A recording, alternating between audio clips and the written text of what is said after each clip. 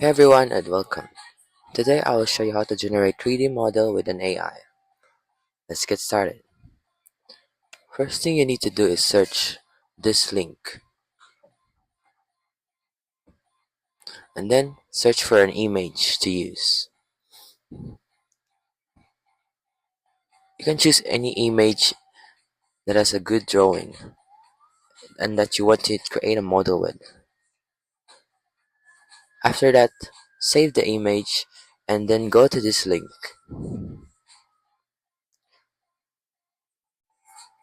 Drag the image into the website.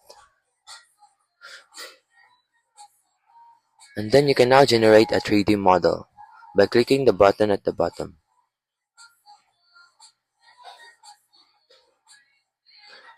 After clicking generate, wait for it to load.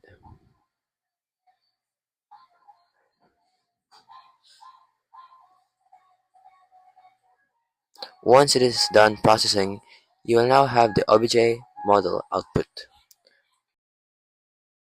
Here you can see the generated multi-views. It may take a long time to load, but just wait for it to load.